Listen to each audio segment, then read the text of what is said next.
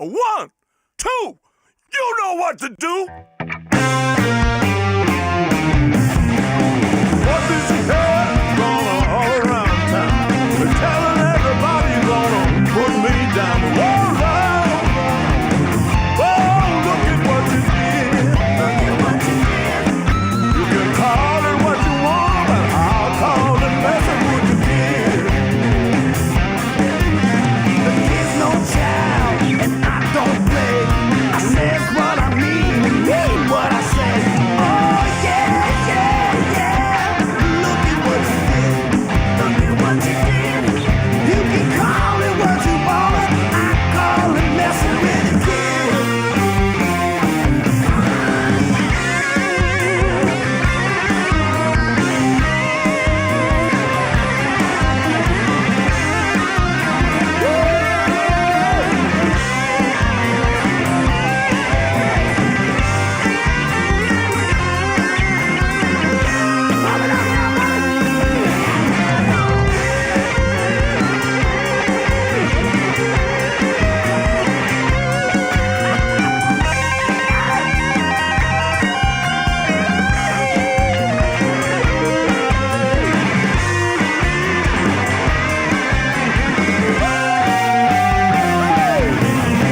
You take the kid's car, drive around town, tell everybody gonna put him down. All round, round.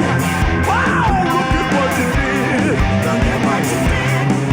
You can call it what you want, but I'll call it messing with the kid. You won't do this, you won't do that, you won't do nothing till you know where it's at. Oh Lord, motherfucker, look at what you did. Look at what you did. You can call it what you want, I call it messing with a kid. Messing with a kid. Messing wild. Messing with a kid.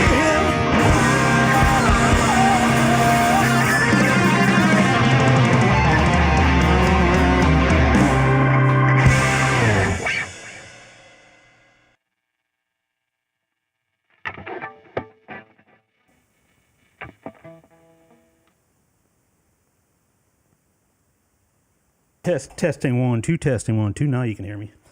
All right, give me 1 second. Get all rigged up here.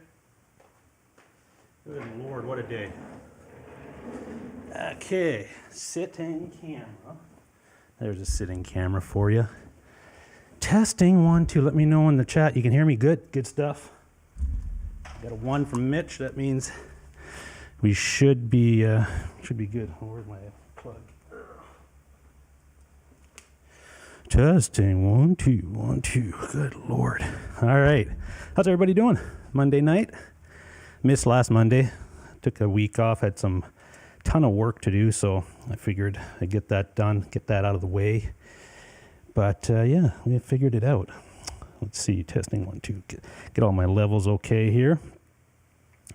Yeah, it's been a crazy day. I didn't even know if I was going to go live tonight, to be honest with you. It's just I wasn't feeling very good today for some reason. I don't know, a stomach bug or flu, or not really a flu, but just, you know when you're not feeling it.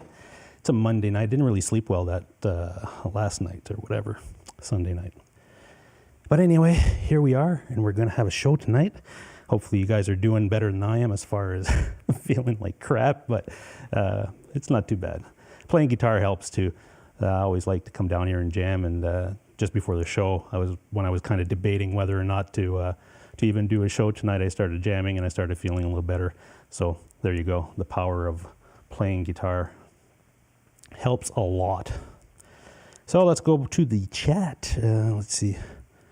I was going to use a different streaming setup tonight. I was going to use the TriCaster setup, but figures it crashed probably 2 hours ago, and I said, screw that, I'm not using it.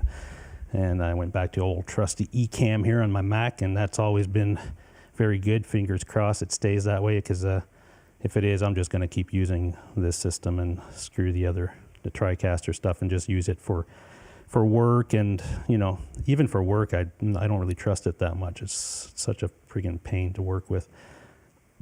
Anyway, enough of my stories. Let's see. We got Joe Hervey in the house. How are you, Joe? A long time no see for Joe Hervey. Hope you're doing well. I've seen you in some other chats, so I know you're still around. The Dreamer's Life. How are you? I think that's Will. How are you, Will? CN 8800. My buddy John from down the road, down in New Brunswick. We've been getting some great weather here in the last couple of days, and today it was like plus 13, 14 around there. That would be for you folks in the States, in the 60s, which is, unheard of for this time of year in the part of the world that I'm in. And it was beautiful yesterday. I actually got the motorcycles out yesterday for a ride. So just to show you how crazy, the planet is, because I can't remember taking out the motorcycles that early for the last, I can't even remember when, so it would be over 20 years ago. Usually around April would be the earliest that I would take them out, and that was when I was in Ontario. Forget about New Brunswick. New Brunswick, we're looking at end of April, beginning of May. Usually we still have a lot of snow. So this year it's like melting like crazy, so the snowmobile season is pretty much done. There were some snowmobiles out on the weekend, but I don't know. The trails were pretty dry in some of the spots that I could see when I was riding my motorcycle. I was looking off the highway. You can see the trails sometimes, and it was like not looking too good for snowmobiling, but some people went anyway. But yeah, they're not doing the trails anymore from now on, I guess. So put the snowmobiles away and got the motorcycles out for the first ride yesterday. And this week it's supposed to be like this all week until probably Friday is going to get a little cooler and some rain. But man, I've been quite impressed with our early spring here. But watch, I'll say that in another week or so we'll get a blizzard. It's just the way it works up here in Canada. But we deal with what we got. Dale Palmer, how are you, Dale? Sonia, how are you, Sonia? I Rock the Blues is in the house as well. Good Lord, we got the regular gang in here tonight. Mitch Heyman, how are you doing, Mitch? No, Mitch is looking at some Mac computers, so you might be moving over to the dark side soon, so keep an eye out for that. You'll like it if you get a Mac, because for the stuff you're into as far as video editing, streaming, all that stuff, they're pretty good. Especially the new ones with the M1 chip is like insane for the stuff that multimedia stuff. It's really, really good. So yeah, keep that in mind. They're not cheap. Well, they're not that expensive compared to what they were years ago when you bought a MacBook Pro or something. But I think the new chips are coming out in the summer. So if you can wait till the summer, wait till those come out, and maybe the M1s, the ones that are on the market now, will be brought down in price. So that'll help as well, because who knows, right? And we got Jamal. How's it going, Jamal Kareem in house? How's he doing, my friend? I don't know if you must be working, because I know the airports are working in the States, because I saw a lot of crowds in some areas, I guess Miami and stuff. They were like, there's no COVID down there. Compared to what we're living up here, it's two different planets, in my opinion, man. They're just going nuts, and there's crowds and no mask, and tons of people traveling. So man, I can't wait till we get to that stage in this area, because I'm getting fatigued with the whole COVID situation, that's for sure. But it is what it is. Hey, Brian S., how's it going, Brian? Yeah, and that first song that I played, or that played on the stream here tonight, that was an original that I recorded a few months back. It was my first original of the year, so I kind of wrote it, and I had that feel of the world we were living in, so I made that video kind of coincide with some of those imagery. So that's what that was. Figured I'd play that tonight and give that some airtime. Let's see what else we've got in the house. We've got Dan of New Jersey. How are you? Thanks, Dan. Lars Guitars. Lars is enjoying his Les Pauls. Guitar Man 45. How are you, Guitar Man? If you do have a question for me, you know what to do. You just have to tag me in the chat, and I'll see it come up there with your questions. If you do have any questions, it can be about pretty much anything. When I say pretty much, it's pretty much, but there are some limitations, I suppose. All right. Let's see.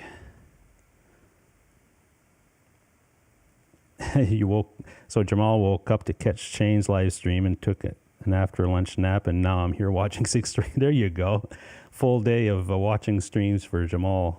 Good for you, brother. Thanks for jumping in here. Always appreciate everybody's support.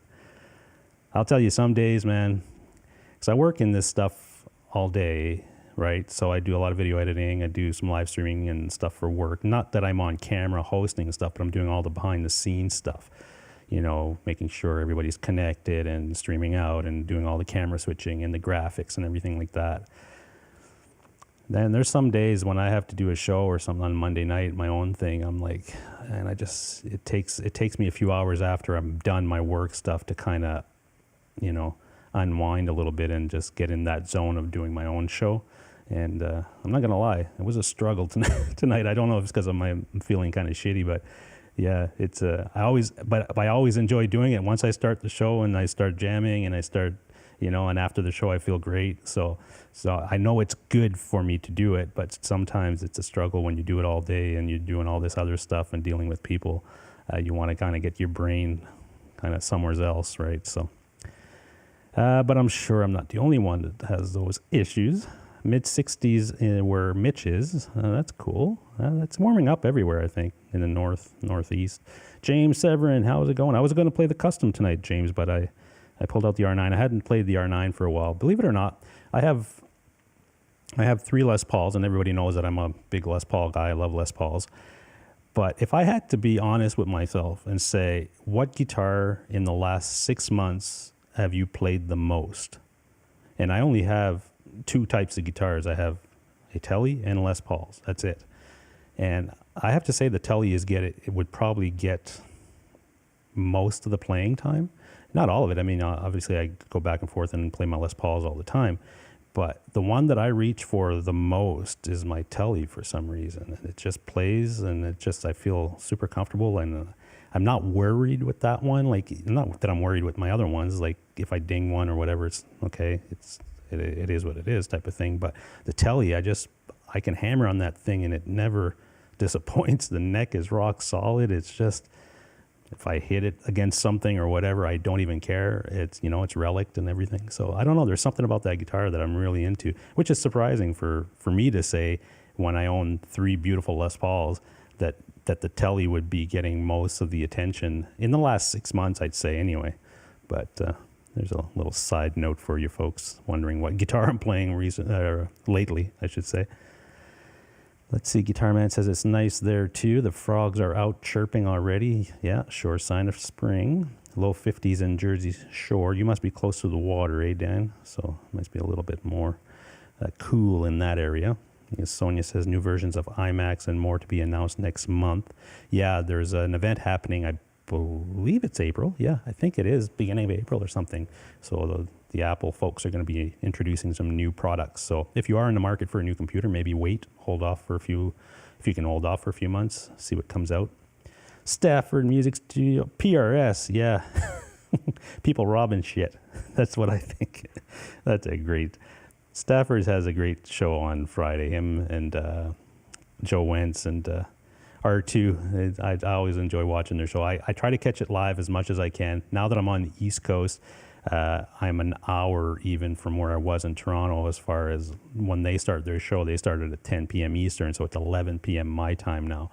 So, on Fridays, depending what I'm doing or whatever, I'll try to catch it live, but I don't always do. But I always watch the reruns if I don't catch it live. I really enjoy that. I think it's one of the best shows as far as, I think everybody puts out great content, but they put a lot of work into that show as far as, it was like the Live Wire is what they used to do, and they had a kind of a, not that you have to have a structured schedule or anything like that. Like I don't have a structure. I kind of go on and do all kinds of different things.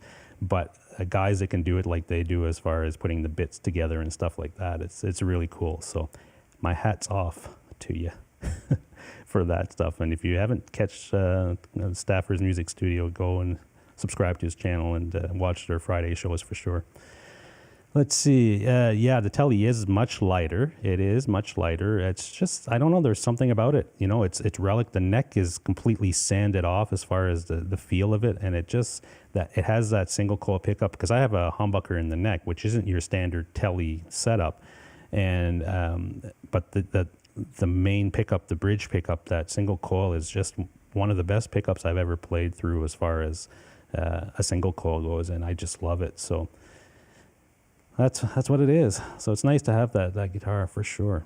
Let's see. Brian S says he's been playing his Gretsch the most. Oh yeah, yeah. I've never really. I don't know. I've picked up a few Gretches in my in my life, I suppose.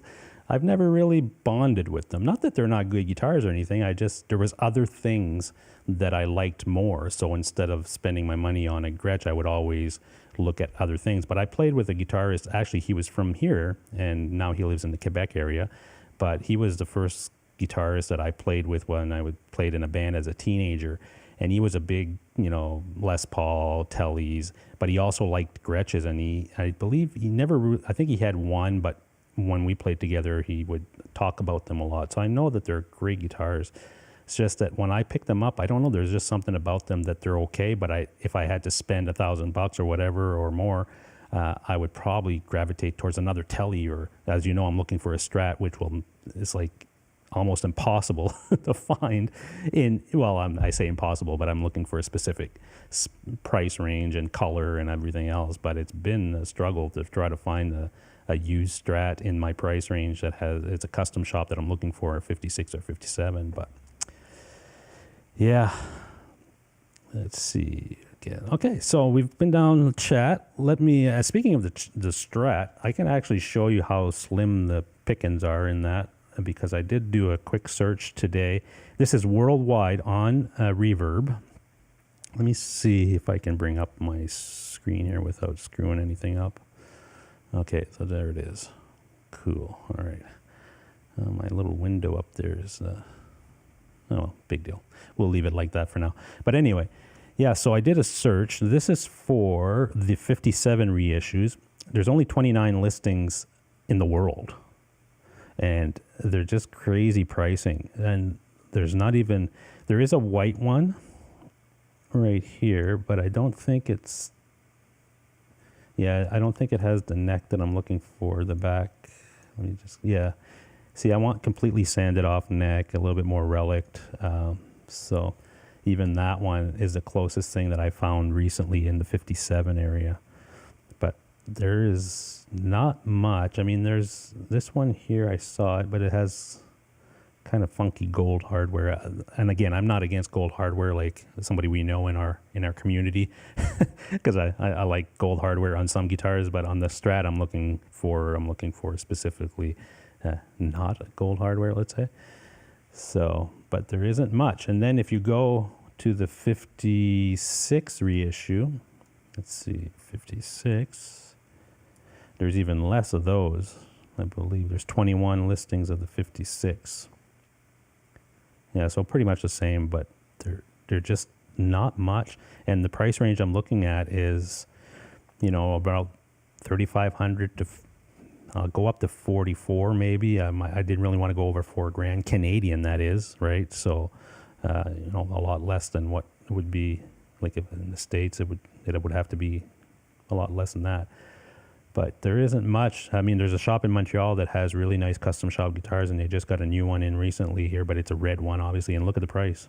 We're looking at $62.99 Canadian plus $84 shipping, so plus tax. It's insane. The prices are just out of control on custom shop stuff. It's just something that if you're really looking at a custom shop, you're going to have to pay a large premium right now, or you wait, because I think if not in the next 6 months, we're going to look in the next year, and we're going to see a lot of things pop up in the market once this whole situation is over with, as far as the COVID and all that stuff, and production is back up to what it should be. I think we're going to see a lot of folks unloading some guitars and things, so maybe at that point we'll get a chance to find our Strat. But there's not much out there, that's for sure. All right. So as you saw in the post, I posted something about your dream rig. And what I meant by that was, if you were building your dream rig, what would that be? And with today's technology, things like the HELIX and I guess the XFX and other modelers out there and stuff, what they're great at is that you can experiment with a lot of different amps, cabs, effects, and so forth. and really put together your dream rig in one of those modelers and really experiment. And I mean, it's not going to be the same as if you're going to buy let's say your dream rig is a Plexi Marshall stack with a full pedal board with all kinds of your favorite pedals and stuff. And you put that together and then you build that same rig or something like that in a HELIX and you play them, side by side. There's going to be some differences, obviously, but I don't think they're going to be that drastic as far as sound-wise, how things sound to you. I think they might be different in feel, but I found once you play around with the modelers and you understand where to put a few things in as far as in your chain, you can really manipulate, I guess, the feel part of it. Because there's certain things, I like a little bit of a sponginess of more a percussive amp. And when you put a high gain amp on one of those modelers, they lose some of that percussiveness because they're putting out, a lot of distortion. There's a lot more, some people call it fuzziness or fizziness or whatever they call. You can get that out in EQ, but you still lose some of that spongy feel and stuff if you're looking for that in a tube amp.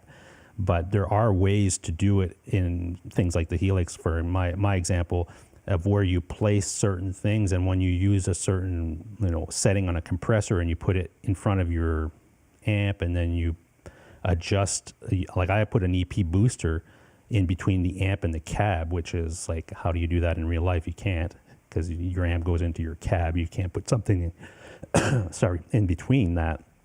But you can do that in the HELIX. You can do anything. You can just place anything anywhere and just try it and see what happens. And with my experimentation with the HELIX, I found that putting that EP booster, they don't call it EP booster in the HELIX, they call it Kinky Boost or something like that.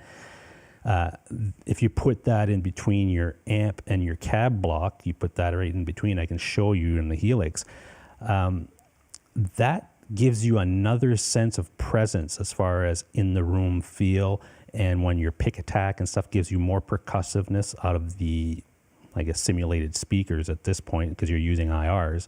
So things like that you can really experiment with. So I was gonna what I was going to do tonight was just start a completely scratch and say, well, I love Marshall Plexi, so let's start with that as the amp, and let's kind of put stuff together and see how quick we can come up with our dream rig. And will it sound good? Will it be awful or really, really good? We don't know. I don't know in essence of the time we have here to do that, but what I can do is show you like the process that I went to even create what I was using tonight as far as the sound, and then we can go and maybe put a quick patch together and see how we come around to it. Let me just go back to the chat real quick. My Gibson 50s Gold Top P90s finally shipped. Been waiting for 6 weeks. Wow. Guitar Man 45. Well, you should have it this week. Oh, that's good. Oh, well, you'll love it. Your 50s Gold Top. Yeah, I have a Gold Top with P90s and I love it. And that 50s on the with the new run of Gibsons are really, really good. You're going to love the neck on that. I think the neck on the new production coming out of the US or the I guess the regular shop, not the custom shop, is really, really good, because I've played a few of them in the stores when they've had them in stock, and I was really impressed with their production quality on the new ones. So good for you. Congratulations. Jamal says the prices are pretty high for Fender custom shops. I wouldn't be able to afford my 69 Stratocaster. Yeah, it is. It's super high. So we'll have to wait and see and see if something happens. If it'll change in 6 months to a year, maybe some of those prices will adjust. It might not. I don't know. It's really hard to say. And it's all about how much do you want that guitar, and how much is it going to, you're willing to part with money and spend or sell something to get something else. So right now I'm not at that point. So I'm just always keeping my eye out to see if anything pops up on the market that I can jump on. All right, so let's go to my HELIX screen. If I go here, all right. So you guys should be able to see that fairly good. Let me bring up over here. All right. Okay. Oh, I can't move it because it's going to move over there. Gotcha. All right. So maybe what I'll do. Okay, that's good. All right. So one of the first things in something like the HELIX or any modeler, when you click on that first block, it's not even a block. It's like the input block. Like you see where my mouse just clicked on that first input block. There are settings in there, and most people, they don't even click on that block. They just start building a patch. This is where on the HELIX anyway, you can turn on your gate.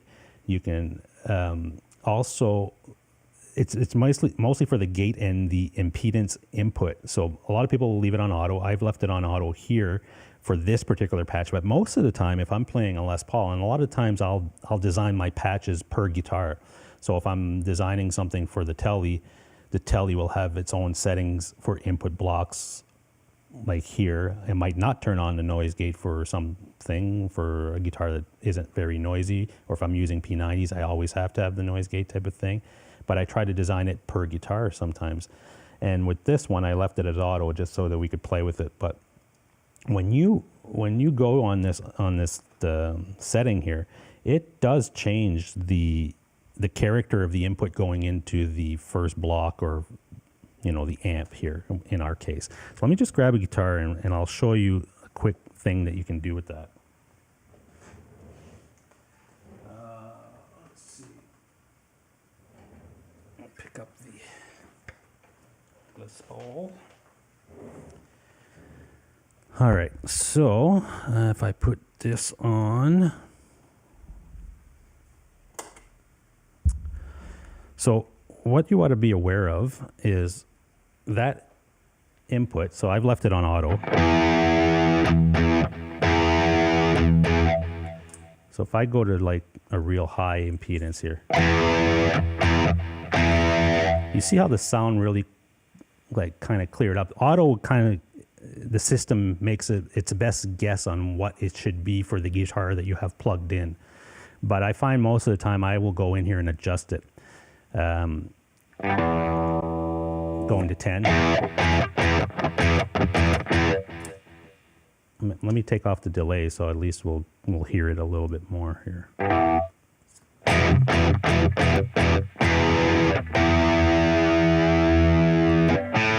just tune it up really quickly. All right, so if I go down to what I usually do on the Les Paul is around 230. I'll turn off the chorus. I always put a little bit of chorus in my sound for some reason. I like it adds a lot of thickness to it.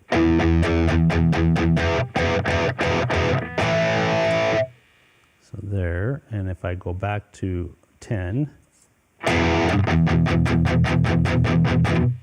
lot bassier type of sound. So it's a little different. It's not like a huge difference that you're gonna, go, oh my God, it's crazy different. But it does make a difference because what happens is that's the signal that's gonna go into your first block. So if you can get it to where it's the clearest or it gives you the best response right from here, you're off to a great start. So in my dream rig, I have a wah, and even though I'm not a guy that uses a lot of wah, I like to have it in my rig. So I always add that as my first block. I don't really have any, with the wahs on any of these modelers, they come with, the HELIX I think comes with maybe 10 or so of them modeled, and you can just play with them and find the one that's going to fit your needs.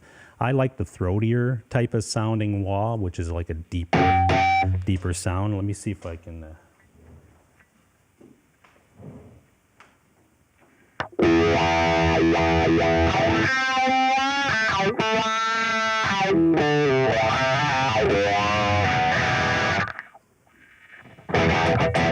So the wah is pretty much a preference thing for me. I always like to have it in the top of my chain right there. So if I ever have to go to it, I find that applying that wah effect before it hits anything else works best for me. Now, one of the key things to getting that sound to like a spongy sound, like a tube reaction sound to me in a modeler is a compressor.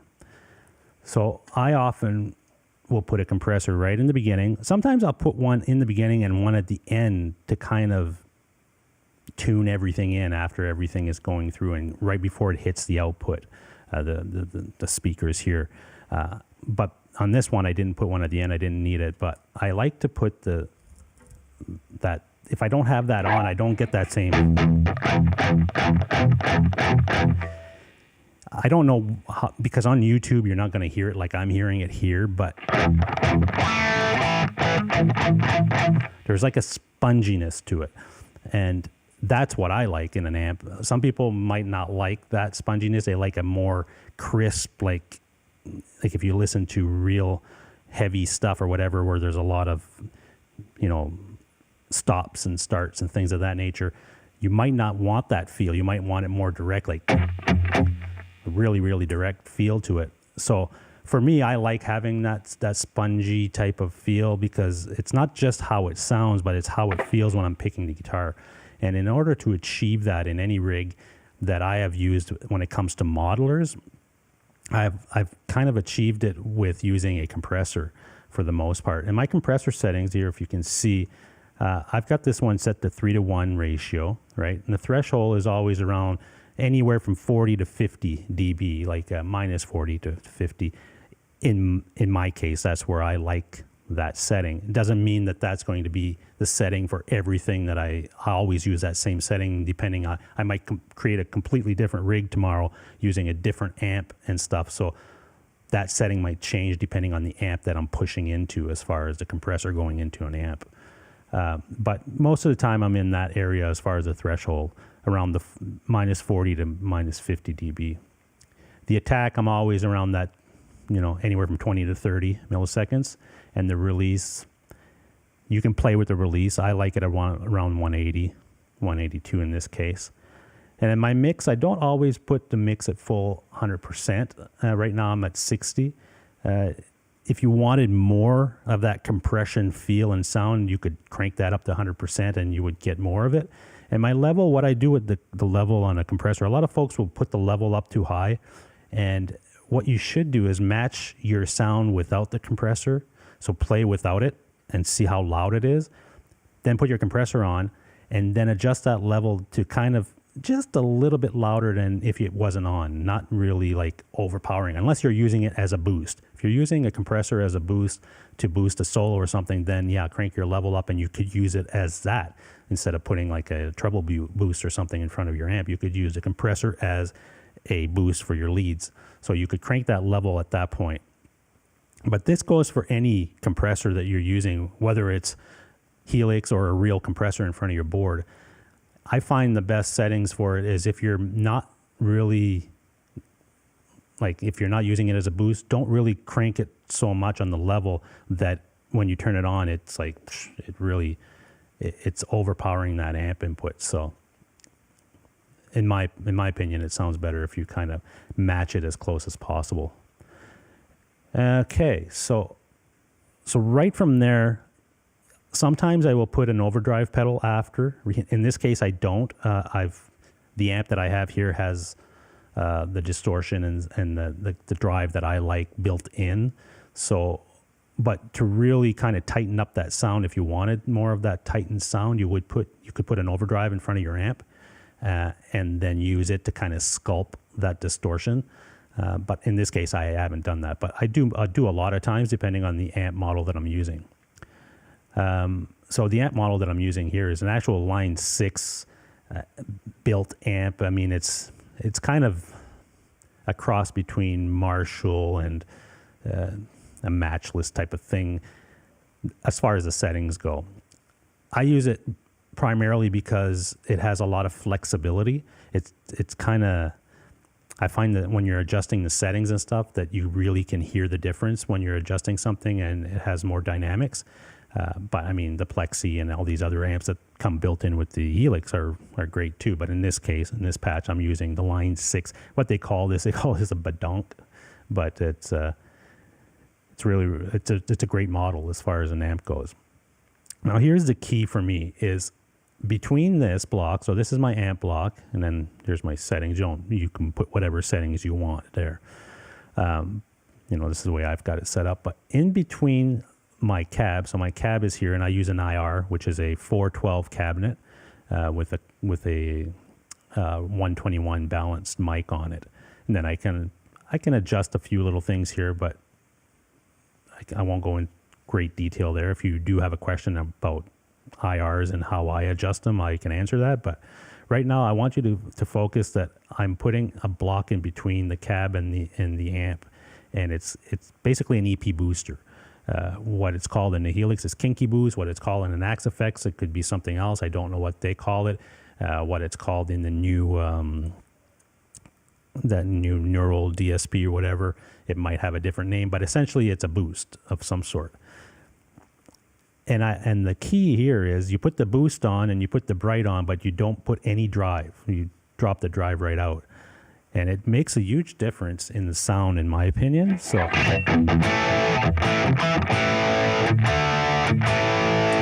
it's on now, but let me turn it off.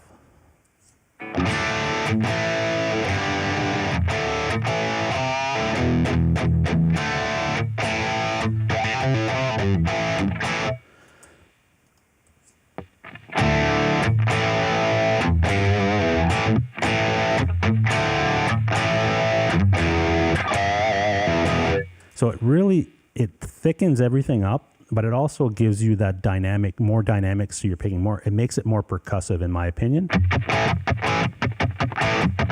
So those pick dynamics really come out when you put that in between. So you put the amp and then you put that EP booster between that and the cab. That's a way that you could, and so let's see, not that effect, I could hear the difference. Let me see. Mitch Heyman says, not that effects. I'm not getting your, if that's a question, Mitch, I'm not getting the question. Brian S. says he loves the Keeley compressor, have it almost always on since I got it. The Keeley compressors are probably some of the best in the industry, in my opinion. I've had them, like the actual pedals themselves, and I find them really, really, really good.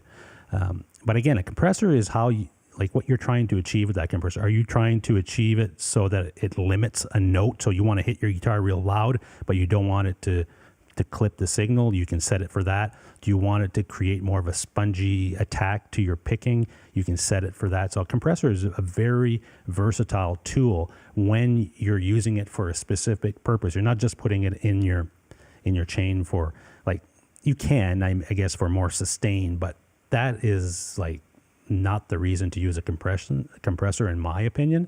It's for the pick dynamics more than anything, and that feel that it gives you. So I can hear the difference on that effect. Sounds good. Yeah. So putting that EP booster between your amp and a cab, and don't put any drive on the EP booster. You can see my drive is right down to 0, but it has boost and bright. I put both of those on. It makes a difference. So it's on. See the difference?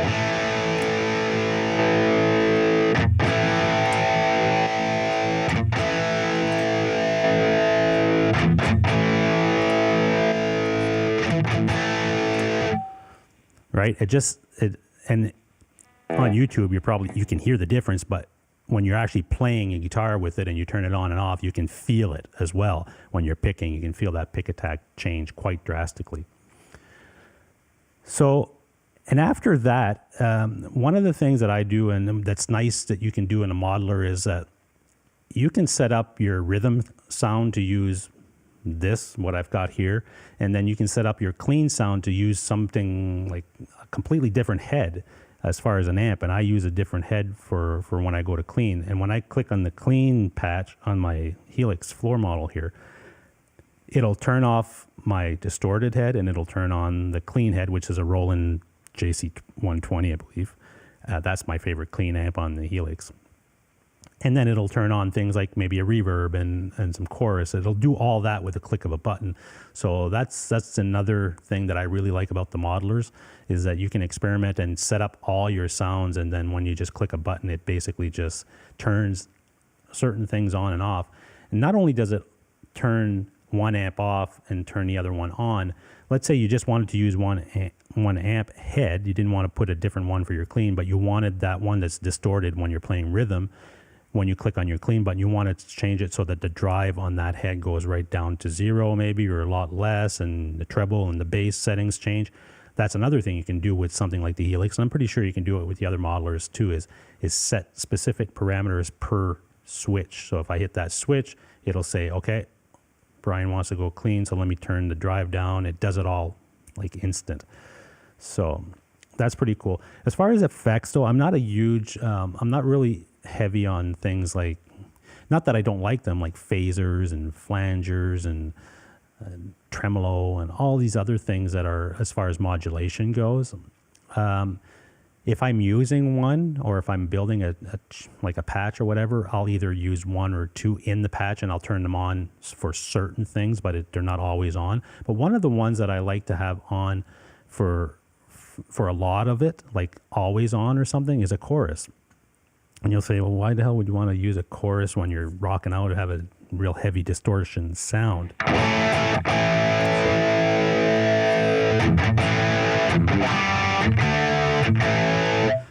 So you're getting that. It's kind of it thickens things up a little bit. It's almost doubling a note. And a guy who does that a lot is Zakk Wylde. If you hear Zakk Wylde's tone, I don't know if you know or not, but he always has a chorus on his tone, and it's not used as an effect where it's very shimmery or has that real modulated sound. It's very light. So if I check my settings on my chorus here, I mean, they're not cranked, and my mix, as far as the actual effect coming out of the mix or whatever at the end of the chain, it's only 25%. Like, it's not even, it's just a small part of the sound coming out and blending into the delay or whatever it is that I have delay or reverb on. So it's not overwhelming, but it does add a nice little layer on top of when your amp and your distortion sound everything is set. You put like a chorus very lightly as far as the settings go, and it really thickens up the sound.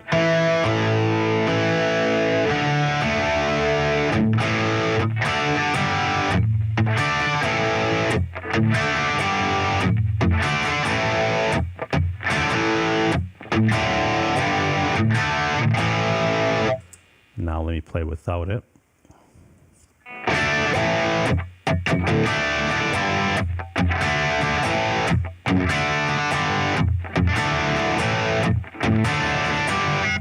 So it still sounds good without it, but if you add it, it just...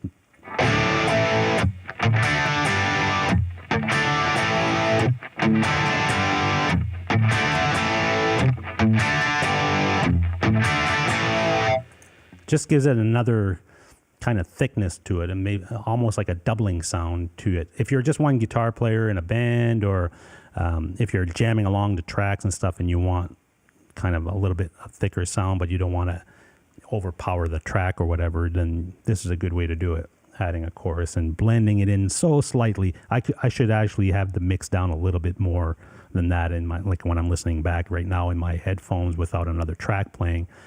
I would probably even bring the mix down even farther, probably to 20% instead of 25%. But that's kind of to taste, right? You play with it and figure it out. If you have any questions in chat, go ahead and blast them on there. And and when it comes down to reverb and delay, the key for me is I can have them both on, and that's great. But I find that if I just use one or the other, my sound doesn't, not to say it would degrade, but it almost takes something out of it when you put them both on together. So if I just want some delay, I'll just use delay. If I want reverb, I'll put reverb. But if I want to have them both on for maybe a real clean, shimmery sound, if I'm a part of a song or something, then you'll do that. But one of the key things is don't run, like, you'll see that they're on parallel paths here, like one's below the other. I don't know if you understand what that means, but basically it says your guitar signal is coming here, and then it's splitting. It's going down to the delay and through the reverb. So it's not like if I put the delay in front of the reverb here, it would basically hit the delay.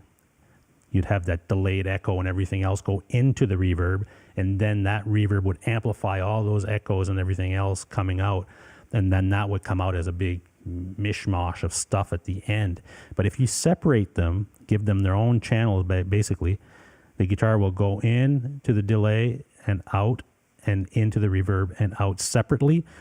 You'll still have both effects coming out at the end, but they're not kind of running into each other and coming out as something different at the end. That's a key thing when you're using two, like a reverb and a delay together. So let's say most of the time now I'm either using one or the other. I'll have the delay on or I'll have the reverb. Most of the time I don't put them both on. Again, if I want something very specific in the sound, then I might do that. But the key is to not run them into each other. Run them separated. I mean, if it's on a pedal board or something, obviously I would run these in an effects loop. Not really like in a chain right in front of the amp. You can. I mean, there's no rule against doing anything when it comes to this stuff. This is my kind of thought process when I'm putting together sounds and chains and things like that, what I've learned and what works best for me. It doesn't mean that you can't do it yourself, and it might be exactly what you're looking for. But I find if I put them separate, that I don't get a real muffled or, I guess, mishmash of delay and reverb and everything coming out at the same time. So let me do this, go back here. So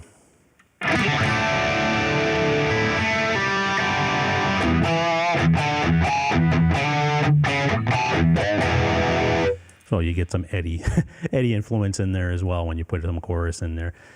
He obviously puts other things in there, phasers and flangers and stuff. Like, again, I'm not a huge guy on flangers and things of that nature, but I'll use them if I need them. If I'm recording a song and I find that part of a song I want that effect or whatever, okay, I'll use it. But 90% of my patches and dream rigs, let's say, I put together would probably not use those effects as much, very little anyway.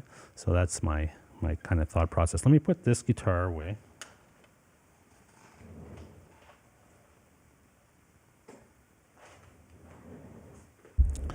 Okay, so let's go back to the chat real quick here. See if you guys have any questions. If not, then I will skip that. Let me go back to this camera. Good stuff. All right. So anyway, it was just a quick overview of how you can use a modeler and why these things are so popular these days. It's convenience, but it's also a great way to experiment with things. A lot of times people said to me when I was starting into the modeling stuff, just use it like you would a real amp. Like, let's say you have an amp and you have your pedals in front of you. Build it the same way on your modeler. Well, I did that for a while, but as you can see, I would have never jumped into putting a EP booster between the amp and the cab if I was doing it my standard way as, putting a pedal board in front of an amp type of thing. So you have to experiment with this stuff. It's not locked in stone, especially something like a Helix where you can just move stuff around and try it. It might make zero sense to you, like when you're thinking about you're putting your patches together, you're putting your blocks in, you're saying, oh, I'm not going to put a compressor there. I'd never do that in real life. Try it in here, because when it comes to modeling, yeah, they model the real gear and they try to make everything sound like the real thing, and you'd want to kind of place things in your chain that way.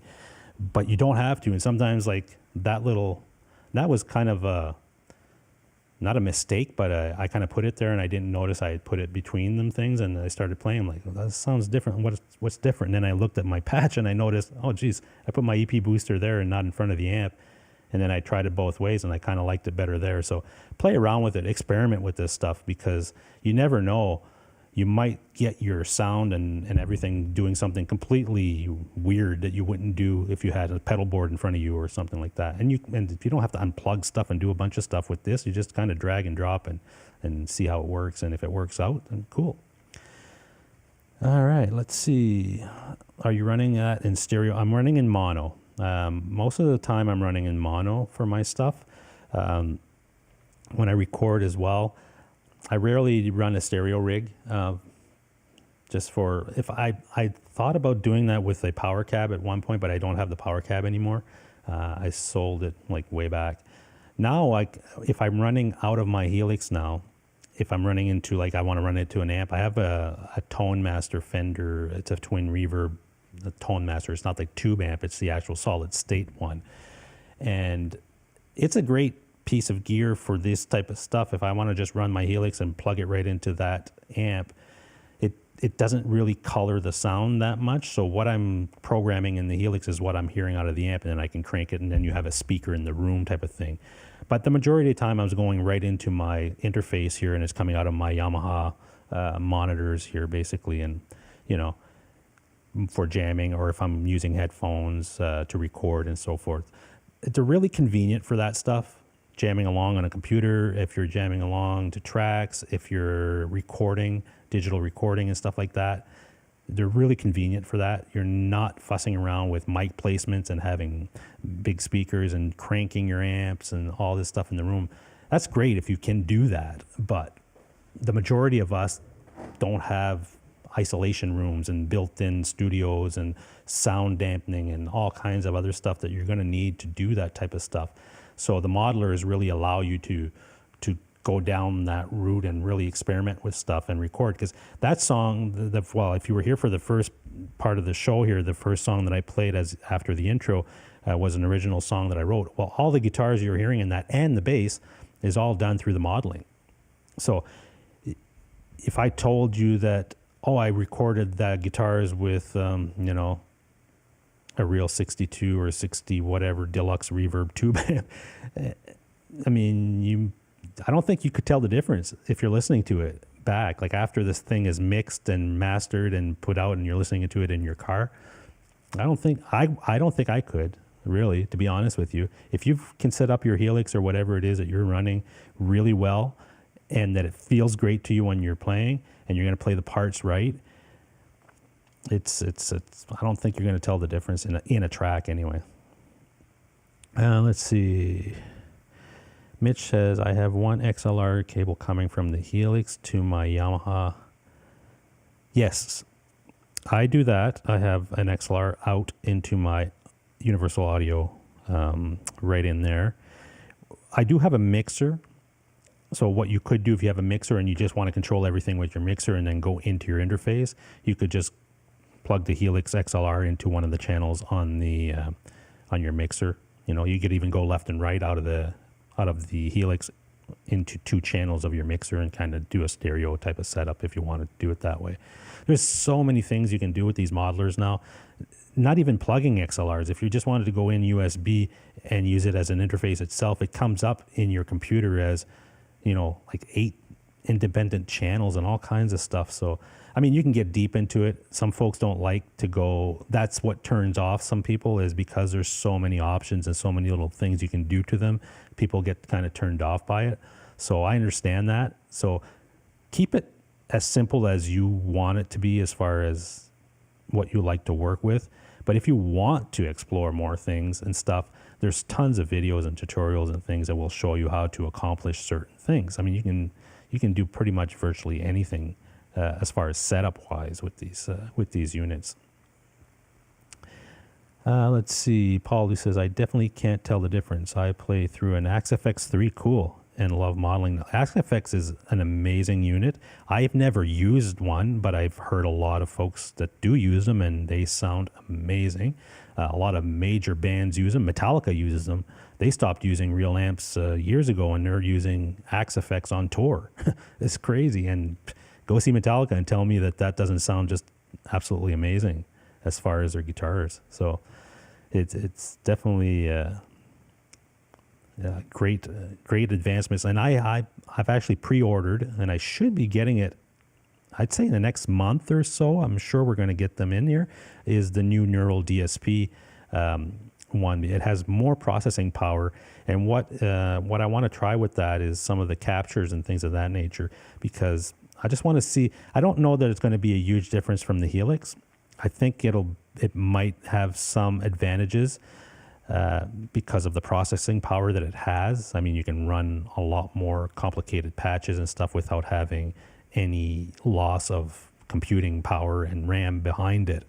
So I'll let you guys know once I get that the Neural one, really my thoughts on it, because I've used the Helix now for a couple of years and I'm very comfortable with it as far as setting it up and, building patches and so forth. So once I get the new one, I'll be able to tell pretty quickly after using it if it's if it's a huge difference, if it's a lot better, if it's not. So It's same ballpark as far as the price. If you bought a full Helix floor, I think it's about Canadian. I think it's about 1,800 or so, and the new neural DSP is just around that $2,000 mark. So they're around the same price. The neural one is a lot smaller as a unit, and it does have a few little features that I'm looking forward to trying, like the captures specifically. So we'll see. I'm curious to play with this stuff and see if it's going to be a huge difference than the Helix. And if it is, then I'll definitely work with that one. Ed B, how are you, Ed B? Ed B loves his Helix floor. I haven't met many people that have, like, after buying one or like actually putting the time in to learn one, that didn't really like it a lot and was using it regularly as their tone and their setup when they're playing guitar. It's super easy and really efficient in how you use it and stuff. It's practical. It's easy to play with headphones, with anything, and get that tone right away. So I haven't met many people that have one that say, oh, I'd rather do, like, some people have gone back to using whatever they were using before. They just, when you're used to something and it's out of your comfort zone and maybe you're not going to put the time in, then I understand you might not want to do that, but so many people love them. Guitar Hacks Lurkin, how are you? Good to see you. Let's see, Dale says he often gets overwhelmed with so many choices available in Helix Native or THU. Well, yes, all these things have crazy amount of options. The key is to just really narrow it down to the simplest form. An amp, a cab, maybe a few pedals, and just play with it. And just kind of, as you're playing with it and growing with it, these options, even though there's a lot of them, you're going to find the ones that work for you. Like, there's tons of options in that Helix that I never touch. Now, have I tried them? Probably. I've probably clicked on them, played them a few seconds or a couple of minutes or whatever it is, and decided, nah, that's not for me. I probably won't use that as much. So when you focus in on, like, there's amps in there that I would probably never use. Out of the, I believe there's over 40 amps or something like that. Out of those 40, I might have 8 that I use on a regular basis, like when I'm building a patch. So the cool thing with it, something like the Helix as well, is there's a favorites folder. And when you find the stuff that works for you, you can save it in your favorite folder. So anytime you're building a patch from scratch, you go to your favorite folder and you don't have to go through all the options and try. It gets real confusing and everything else. You just you have your folder of favorites, and that could have maybe 20 things in there that you use on a regular basis, and you just kind of drag them right out of that folder, and you don't even pay attention to all the other stuff. The other stuff is there if you need it, but I mean, it can get, once you see the amount of stuff in there, yeah, it can get overwhelming, but you don't have to dive into all of it. Just find a few things that make you, you get your sound, get comfortable with that, and then work your way up. THU is great too. Yeah, I've never used THU. I know Steve from Boston uses it, and it sounds great on his setup. But I have used some software stuff that Universal Audio makes. Well, there's some companies that make plugins for them, and they make their own plugins, like amp models, like an actual Jubilee head or something, or a Plexi head, and it's direct into the software basically, and it sounds great. So you could, if you didn't have anything else and you just had a good interface that had a lot of good plugins, you could just use that and even do your recording and playing with all of that and not have to do anything else, and you'd be surprised. It's just as good as anything else.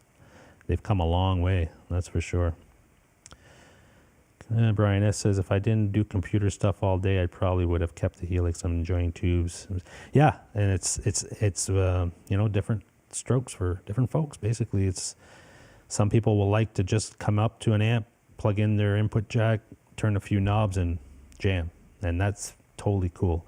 It's just whatever fits your needs, your mental space when you're doing this. You wanted to have something that's fun to play, that's not work, that's going to inspire you to pick up the instrument. A lot of people say, well, why do you own that R9, and that's a lot of money and all this stuff? Well, yeah, it was a lot of money, and it was something that I've always wanted since I was a kid. That I've always, when I watched people play a Les Paul, that was the version of it that I liked. And when I played one, I was like, man, these things are really good. and someday I'll get one. So when I turned 50, that was my, my goal was to have one of those. And the thing that it does for me the most is every time I walk into a room and I look at that wall and I see that guitar or the other guitars that I have, and I bought them for those reasons as well, is I'm automatically inspired to grab it and play it. Like, it's just something about it that drives you to want to play more because you enjoy it. When you look at it, you like it. When it inspires you to play a certain way. When I pick up the Tele, it has a totally different feel than the Les Paul, and it inspires me to play a certain way, certain things. So it's all about that. Whatever gear you're using, use something that works for you, and that every time you walk in the room where that gear is sitting, it's ready to go, and that you're inspired to play it. You're not just, it's just not just another thing in your life that, it's nice to have, but you're not really, you don't have that connection to it. All right, let me see here. Paul Lou says, it's so easy to get a great sound out of the Axe effects that I very rarely get options paralysis. Yeah, that's the other thing. A lot of these things are just fairly quick to get set up. So you don't, people get really intimidated because of all the options, but a lot of times you just go in and dive in and just pick a few things, and you'd be surprised how quick you have a sound and you're actually jamming and playing with them without going crazy with the options.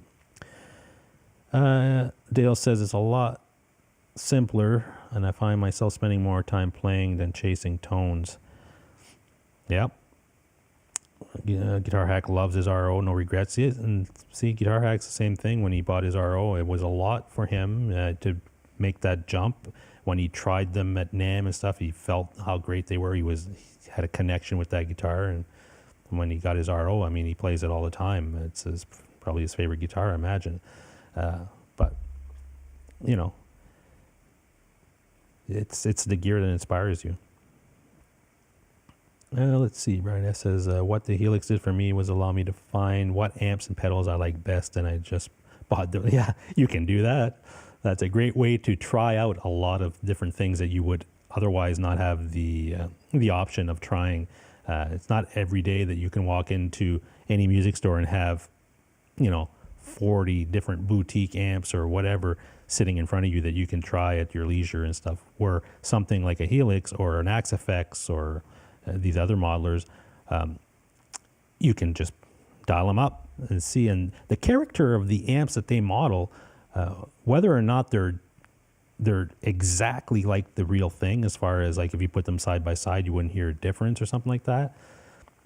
They capture the character of the amp fairly well. Like if I dial up a Fender twin reverb on here and I play a real twin reverb, the character is there. Like it actually feels that way. So there will be a difference, but it's not that big. And you would definitely understand if you played it in the HELIX, and then you would say, I really like that Friedman in there. And that's how then you would go try the Friedman, and you would see that you really like that amp for real, and you would buy it. You could really try it out and find the palette of sounds and tones that you like in the HELIX.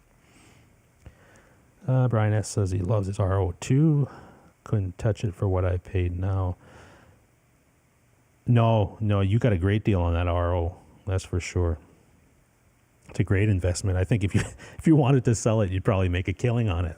That's for sure. I was actually, and the crazy thing with me is because I'm having such a hard time finding that Strat, and I really would like to have one because I play the Tele a lot and I like the feel of that, and I know the Strat would have the same type of neck, and having that single coil would give me, the single coils on the Strat would give me a totally different palette sounds wise.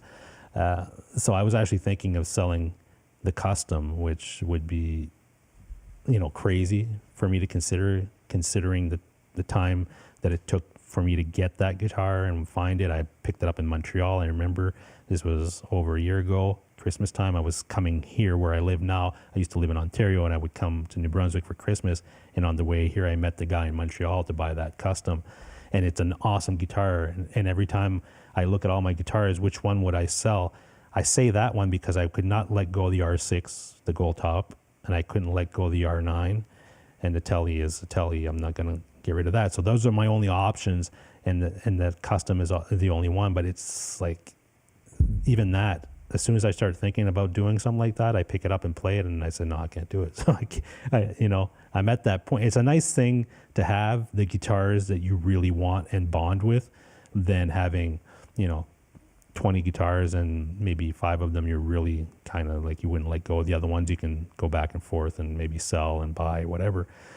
But in my case, I worked myself into just getting the stuff that really meant something for me. And at one point I had, I think, 8 guitars. When I got back into this, I was trying all kinds of different things. I had Friedmans, I had PRS, I had all kinds of stuff coming in and out, and nothing really bonded. And these ones that I have now, I would have a hard time getting rid of them to buy something else. So that's my struggle right now, trying to find that Strat in my price range, not having to sell something to get it. So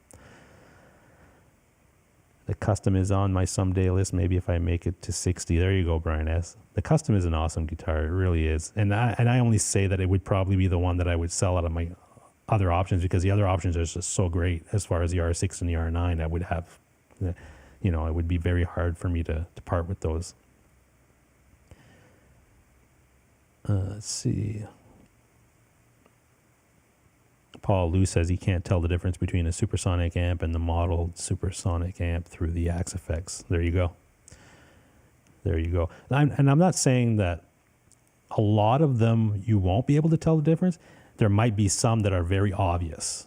Like there might be a few that they didn't model quite as good, but they're very far, like there's not a lot of those in what I have been able to go through. And there's some amps that I've never played in real life. I wouldn't have a clue what a divided by 13 amp sounds like, other than watching people play them on YouTube. But I've never played one. So when I dial up that amp on the Helix, it sounds okay. It sounds great, but does it sound exactly like, does it have the character of the divided by 13? I think maybe it does when I listen to something on YouTube that they're playing through the real thing, but I've never played one. So it's hard for me to tell you, that they're all, great. I'm sure that there are some that they could do better, and that's with anything. Mitch says, I would have regrets on any of my guitars if I got rid of any. Well, you're in a good spot then. That means you have the instruments that you really want and that really speak to you as a player. And that's a great place to be. That's for sure. It's just when you want something else and you don't have the funds to just go out and get that thing, you have to kind of get rid of something to get something else. That's when it becomes really, really dicey, when you don't have a lot to part with, and the ones that you have, you just can't. Like if you did, you'd really regret it. That's where it becomes hard. Like if I sold that custom, like if I found that perfect Strat and I wanted to get it and I knew it was going to sell or I was going to lose it, and I decided I'm going to get rid of the custom and I sell it and then I go get the Strat, I'm sure within a week or so I'd be like, man, I can't believe I did that. And now I'd be on the hunt for that another custom, like some of us have done in the past, where we've sold something and then, we buy it again, basically, because we regretted it. Yeah, hold on to them as long as you can, Mitch. But sometimes we have to part with something if we, something else comes up that you want more and you just can't afford to go out and spend all that money on everything. Some things have to go. All right, folks, we're looking at 9:14 my time, so 8:14 Eastern. We've been over an hour now. Thank you for joining me again. This was a live stream that was, for me, debatable if I was going to do it tonight, because I was feeling so shitty because I didn't sleep very well yet, and my work day was crazy. But I'm glad I did. Like every time that I struggle to finish my day and come on and do a stream, it's great to chat with you guys and to go over some gear and news or whatever it is that we're talking about. It's great after we're done the hour and stuff. I feel better. So thanks for joining me and putting up with my my kind of like feeling shitty today, but thanks for hanging in there with me. Let's see. Brian S says, who does that buys the same gear? Yeah, we know somebody who does that, Brian S, who buys the same gear twice. Somebody here in the chat, I don't know if he's still here, but he's had a tendency to do that one or two times.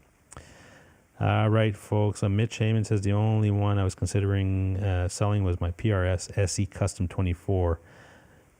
Yeah, there's always one or two out of your whole collection that you'd say, well, I can't get rid of that one. I can't get rid of that one. If I had to, there's always one you can find. So keep that in mind. Brian S. says, you get your COVID shot tomorrow. Wow. Well, good luck with that. Let me know how that goes, because I got to get mine at some point, and you know how I am with needles. It's not you know what, this whole COVID thing, once the vaccines were coming out, that's all you see now on TV is needles. And if I've told my story about my needle issues, right? So now every time I'm watching the news or TV or something, every friggin' 2 minutes or something, I'm seeing a needle going in somebody's arm. I got to look away. It's like, I have to turn off the TV most of the time. It's overwhelming. That's all I see. And when you're somebody that just can't deal with it, needles, it's not a good time to be in that situation. So anyway, good luck, Brian S. Let me know how that goes, because I know I'm going to have to do it myself at some point. Some folks don't want to get it, and I get it, but I'll have to get it because I have to travel for work, and I know that in Canada anyway, and in the States at some point, they're probably going to say, if you're going to get on a plane, if you're going to travel to a conference or do these things, you're going to have some proof that you got the vaccine.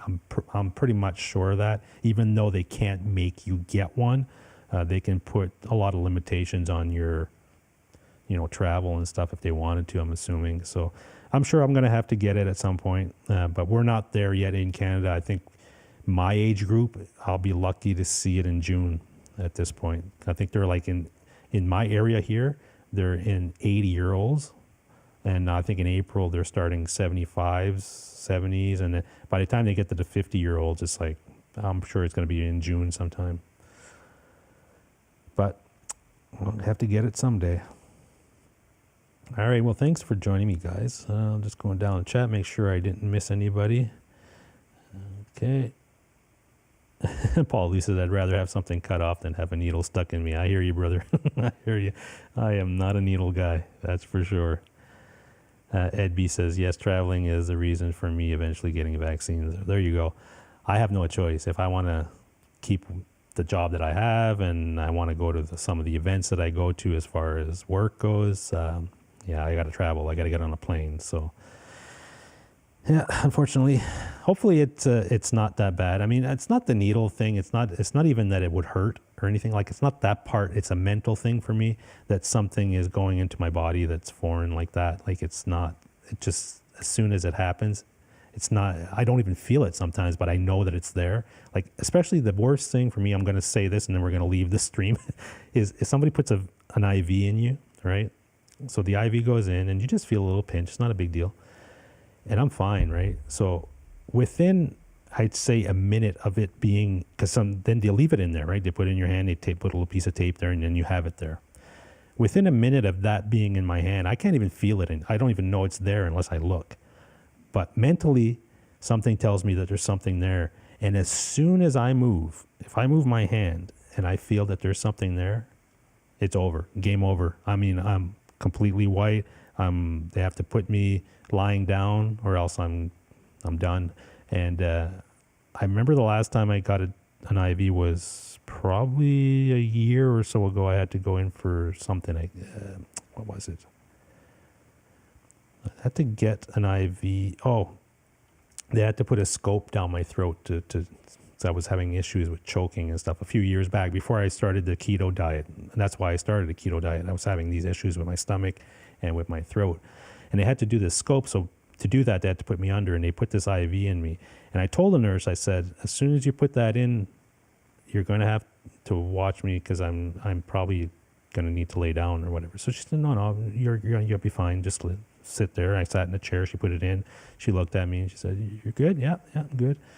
She said, you're doing good. Yeah, you look great. And she didn't have 2 minutes to look away and do something else. And she looked back up and she said, she told her assistant or whatever, get the stretcher thing or whatever and bring it in here and lay him on there. I was white as a ghost and I was about to go. I was like, not even 2 minutes of her looking away.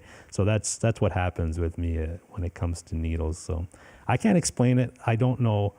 It's just, I fight it every time. I fight it so bad. I think maybe that's become such an issue for me that I focus on it so much.